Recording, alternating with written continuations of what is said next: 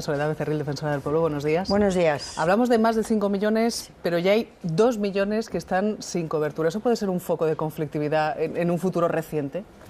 Bueno, primero es un foco de gran preocupación y comprendes la desazón y la preocupación de las familias y de las personas que acabamos de ver, ¿no? Y luego sí, puede haber focos de desazón y de problemas de carácter social. A mí me preocupan mucho la parte de la atención social de menores, mayores, discapacitados, porque recibimos muchas quejas en el Defensor de atención de servicios a empresas que si no les pagan, pues no van a poder servir a comedores, a lavanderías de centros de mayores, de menores, de personas con discapacidad.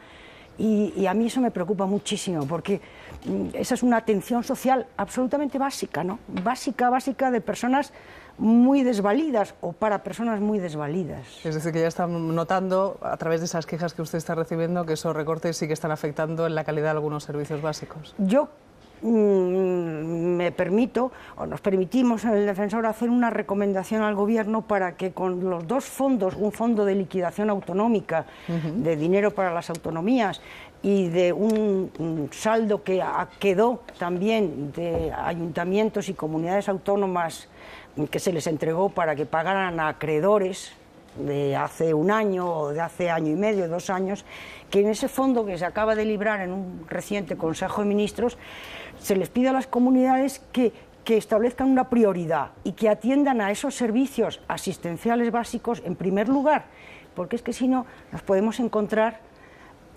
con que esas personas vulnerables absolutamente pues no pueden ser atendidas, ¿no? Y creo que son los primeros a los que deberíamos atender en estos momentos. ¿Dónde están las mayores quejas? ¿Cuáles son las mayores quejas? ¿Sanidad, educación? Sanidad hay, atención social, hay muchas, gran porcentaje. Y también hay otras distintas que son la administración de justicia, la lentitud con las resoluciones de la administración de justicia. En todas sus variantes, desde una expropiación que le pueden haber hecho a uno de un camino o de una carretera o a un pleito habitual, ¿no? Hay mucho retraso en la administración de justicia, vemos mucho retraso. Uno de sus logros más visibles, de hecho, estaba relacionado con el asunto de la justicia, esa ley de tasas. ¿Está satisfecha? En estos momentos de satisfacción no podemos hablar en ningún terreno, ¿no? Moderadamente. No son momentos de satisfacción, no, pero yo creo que hemos hecho lo que teníamos que hacer y lo que podíamos hacer, porque el defensor, la institución del defensor, no solo recibe quejas. Eso no puede ser un motivo de orgullo nuestro, ni mucho menos, ni de satisfacción. La institución debe ser un moderador también, y tiene que ser una institución que haga llegar a las administraciones y al Gobierno elementos para que corrijan actuaciones o para que den marcha atrás o para que piensen. Es decir, algo así como un árbitro, un moderador, un mediador. Y eso es lo que hemos hecho en la ley de tasas, porque si hubiéramos ido al Constitucional, pues 4 años por delante, por lo menos, para obtener una respuesta. Ya han ido otros al Tribunal Constitucional. Nosotros hemos utilizado una vía que a mí me parece muy interesante y muy eficaz, que es la de mediar y decirle, en este caso, al Ministerio de Justicia: oiga, las tasas sí, porque la justicia se puede administrar a base de... se puede costear con tasas y con impuestos, pero oiga, unas tasas moderadas y adecuadas, ¿no? Y adecuadas a unas circunstancias. Me parece muy interesante el concepto que acaba de adoptar de mediador en este asunto, usted como defensora del pueblo. No sé si en los últimos meses ha cambiado un poquito también su percepción, el estar más en contacto con esas quejas ciudadanas a las que usted se refiere, y si nota más cerca la distancia entre los ciudadanos, las instituciones públicas, los casos de corrupción. ¿Es real esa distancia entre los ciudadanos y los políticos? Sí, es real, sí. ¿Y tiene solución? Es real. Bueno, tenemos que rectificar. tenemos que rectificar. Yo ya tengo años y cuando echo la vista atrás y pienso en la transición del régimen autoritario, de una dictadura a una democracia, yo pienso, no podemos dejar caer todo lo que hemos levantado entre todos. No podemos dejar deteriorar, ¿no?, las instituciones democráticas que han sido un ejemplo importantísimo para los españoles y fuera de España. La democracia, lo que ustedes han levantado, ¿no?, tan difícil era, que nos han admirado mucho. Eso no lo podemos malgastar, ¿no? Y hay que rectificar, tenemos que rectificar todo. ¿En qué sentido? Pues tenemos que hacer las cosas más transparentes, porque el sector público en España es muy importante, es muy fuerte, los presupuestos generales del Estado, bueno, salen de ahí, del dinero de todos. Tenemos que mostrar todo esto, tenemos que acercarnos más al ciudadano. Yo creo que las Cortes también deben hacer sus reformas, no me quiero meter donde no me llaman. Nosotros en el Defensor intentamos hacerlo, ponernos más al día, acercarnos más, dar más facilidades, dar mayor cuenta, no, acercarnos todos más y escuchar más y responder también más. Pero sí, necesitamos todos rectificar. Y en materia de corrupción, pues claro, eso es un desastre, la verdad. En esa transparencia que usted mencionaba, en esa ley de transparencia, ¿cree que debe estar la Casa Real? Pues seguro que la Casa Real toma la decisión oportuna. Estoy segura que lo pensará y tomarán la decisión oportuna. La veo muy cercana a todas las inquietudes y los asuntos que afectan a los ciudadanos. Últimamente hemos hablado mucho de los desahucios. Sí. Usted, a través de su informe, le hemos escuchado alguna receta basada en varios puntos. ¿Usted qué cree que deberíamos hacer? ¿Tiene solución este asunto, a no ser que no pase por una reforma de la ley hipotecaria? No, sí, tiene solución, tiene solución. Son de las cosas que tienen solución. Hay otros asuntos que tienen soluciones más difíciles. Estos tienen solución partiendo de la base de que todos tenemos que hacer frente a nuestras deudas, las deudas contraídas. Pero hay situaciones en que miles de familias, por hechos que les han ocurrido recientemente, no pueden hacer frente a sus pagos, a sus obligaciones de pago para sus casas. Por eso, pues hay que ver quiénes son los deudores de buena fe, aquellas familias que no pueden, de verdad, porque hay unas causas ahí que se pueden ver y constatar, en virtud de la cual no pueden hacer frente a esos pagos que habían contraído hace 7 años, 5 años, 9 años, cuando las circunstancias eran distintas para ellos. Bueno, esto se puede ver y lo pueden ver las entidades bancarias y desde luego lo pueden ver las entidades nacionalizadas e intervenidas por el Estado. Claro que lo tienen que ver, claro que lo tiene que ver uno por uno Bankia y Nova Caixa Galicia y Caixa Cataluña, tienen que verlo uno por uno, quiénes son esos deudores y tienen que intentar llegar a un acuerdo con ellos y no echarles de sus casas, porque en los bienes materiales, entre los bienes materiales, lo más importante que uno tiene es la casa, es lo más importante. Si te echan de casa, ¿dónde vas? Te quedas en la nada. Y yo creo que en otros países de nuestro entorno, pues hay una manera de hacer frente a esos pagos, dilatando esos pagos en el tiempo, comprometiéndote a disminuyendo las contribuciones, pero alargando el plazo, en fin, que te dé una posible salida, un posible camino, ¿no? Y yo creo que eso sí tiene solución. Y entre esas mínimas soluciones, aunque sean temporales, usted dijo las viviendas de protección oficial que están vacías, ¿las tiene cuantificadas? ¿Cuántas pueden haber en este momento? Pues, viviendas protegidas oficiales vacías. Pues fíjese, no es fácil de cuantificar por una razón, porque cada comunidad autónoma tiene una manera distinta de contabilizar las viviendas vacías. Es lo primero. No hay un solo registro de viviendas vacías de carácter público. Ese es el primer problema. Pero viendo lo que tienen las comunidades autónomas, más lo que pueden tener los grandes ayuntamientos a partir de 350.000 habitantes, pues puede haber del orden de cerca de 20.000 viviendas vacías. Son muchas. Que son bastantes si multiplicamos por una familia de 3 personas, por ejemplo, o de 4 personas. Esto es lo que puede haber. ¿Qué decimos nosotros? Lo vamos a presentar en los próximos días en el Congreso de los Diputados, este documento. Decimos que esto salga en alquiler. Ya hay varias otras iniciativas en alquiler. Hay un Plan Nacional de Vivienda que está elaborando el Gobierno, que contempla más facilidades en alquiler. En la Comunidad de Madrid también se está haciendo comunidad y ayuntamiento. Algo en materia de alquiler y en otras, pero bueno, esto tenemos que acelerarlo entre todos, poner viviendas en alquiler, que además le viene muchísimo mejor a los bancos que son propietarios, a los promotores o constructores, a todo el mundo, ¿no? Porque naturalmente a los propios beneficiarios, ¿no? Unos alquileres moderados, unos alquileres en función de o en proporción a. Esto es muy importante. De hecho, en relación a los desahucios, también se ha hablado durante mucho tiempo de esa dación en pago. Los bancos dicen que no quieren oír hablar de esa dación en pago porque pondría en riesgo el sistema, porque luego va a ser peor para pedir créditos. ¿Usted en qué lugar se encuentra? ¿Qué le parece? Pues en el Congreso están discutiendo esta ley, están estudiando la ley. Hoy leíamos que había novedades importantes desde Bruselas sobre esta materia.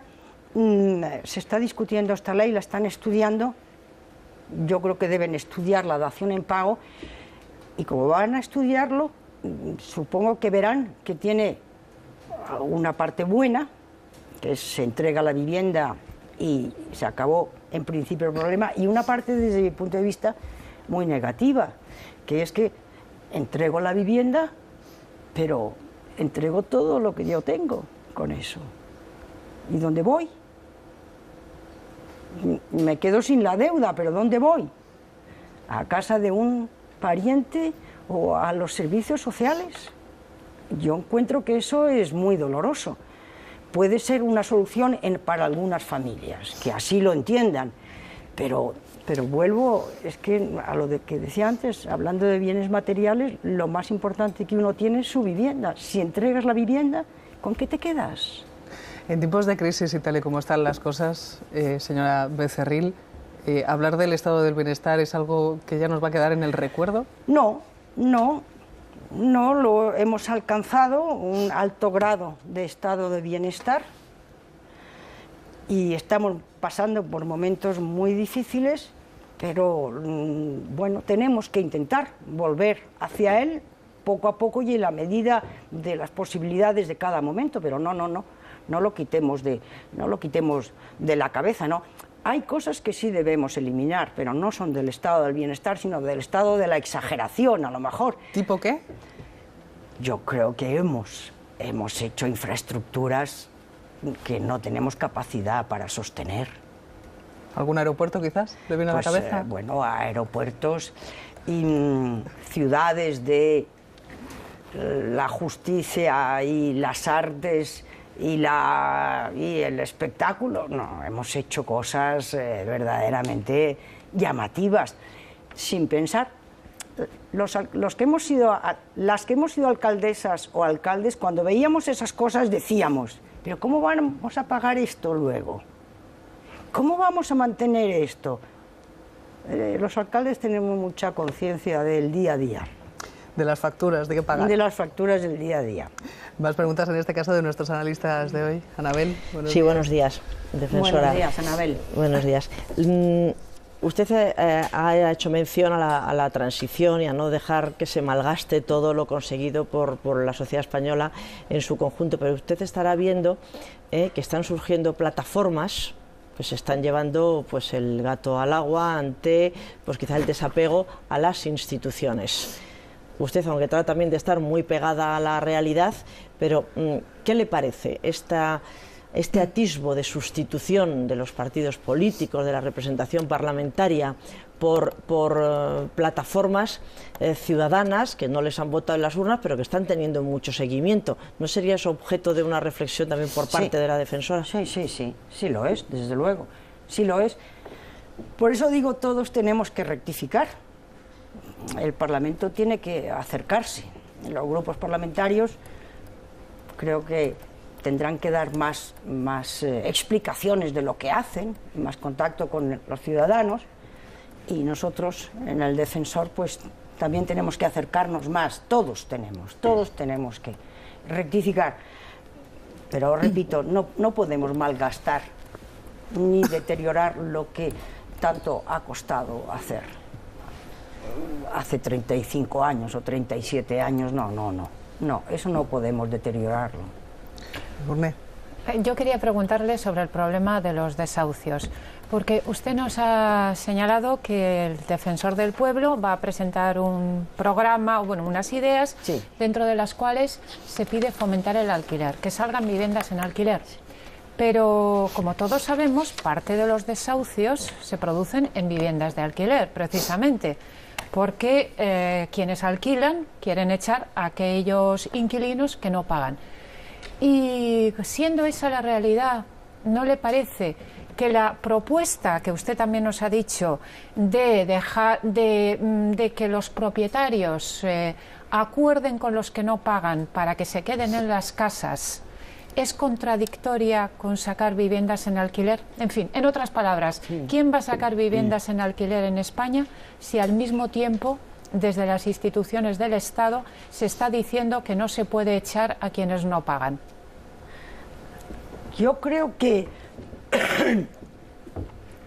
el problema grande reside en que las personas que suscribieron hipotecas con los bancos para la adquisición de viviendas no pueden hacer frente a esas hipotecas. Pero los alquilados que no pagan, porque ha habido casos de suicidios con alquilados. Sí, lo ha habido, desgraciadamente, pero me parece que es menor, que es mayor el número de personas, creo, que es mucho mayor el número de personas y de familias que lo que no pueden es pagar lo que han venido pagando años atrás.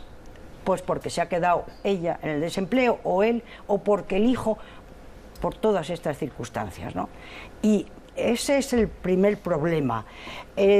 Y creo que muchas de esas familias no pueden hacer frente a esos compromisos, pero sí podrían convenir con la entidad bancaria una renta más baja, un alquiler de carácter social, y eso es lo que tiene que definir la ley nueva. ¿Quiénes son los deudores de buena fe?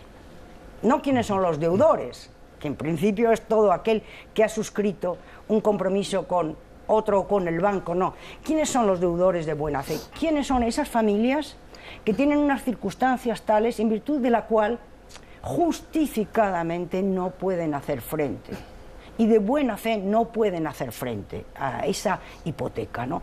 Y entonces no pueden hacer frente a pagar 250 euros al banco o 300 euros al banco, pero sí podrían pagar 125 quizá o 100 por un alquiler. Y yo creo que el alquiler le viene bien a casi todos. ¿Pero qué se hace con los alquilados que no pagan? Bueno, los alquilados que no pagan, hay una ley, también ya hay una ley que dice que es como se le requiere al alquilado, hay un procedimiento judicial, hay un procedimiento judicial para los que no pagan. José Antonio. Sí, señora Becerril, déjeme que le felicite porque ha conseguido lo que no ha conseguido casi nadie, que es que el ministro de Justicia, Ruiz Gallardón, de marcha atrás en lo de las tasas judiciales, que eso no era nada fácil. Y además creo que el 70% de las sugerencias o peticiones que se han hecho desde la institución, desde el Defensor del Pueblo, han sido atendidas por las distintas administraciones. En general, sí, alrededor del 70%. Lo cual está muy bien y revela que es una institución útil. Pero dicho todo lo cual, ahora le voy a hacer una pregunta menos cómoda. Teniendo en cuenta que todos los sectores sociales están ajustando el cinturón, que están sufriendo recortes muy drásticos, y que ahora mismo además el gobierno está impulsando una reforma de la administración local también muy rigurosa, precisamente para ahorrar pues del orden de unos 6.000 millones de euros. Oiga, ¿usted no cree que hay demasiados defensores del pueblo? ¿Usted no cree que había que suprimir los defensores del pueblo de las comunidades autónomas? ¿No es suficiente con que haya un defensor del pueblo para toda España? ¿A qué viene esa duplicidad de funciones que no van a ningún lado y además son costosas? Viene a cuenta de que los estatutos de autonomía, algunos estatutos de autonomía, contemplan la figura del defensor, como contemplan que haya un tribunal de cuentas en Andalucía o en otras comunidades. ¿Pero usted sugeriría que lo suprimieran? Yo me ofrezco, entre comillas, como la defensora, bueno, y así lo dice la ley orgánica, como la defensora de todos los españoles, con independencia de su lugar de residencia, de origen, de su raza, de su condición, de sus ideas o de su ideología. Nosotros estamos a disposición de todos los ciudadanos, sin distinción, sin ningún tipo de distinción, ¿no? Para todos los ciudadanos. Son las comunidades autónomas aquellas que tienen en sus estatutos estas figuras las que deben decidir. ¿Qué le parece, por último, estaba pensando mientras la escuchaba hablar durante toda la entrevista y la charla con nuestros analistas, ¿cómo ve usted cuando los ciudadanos salen a la calle para protestar por los recortes en educación, en sanidad? ¿Los entiende, los comprende?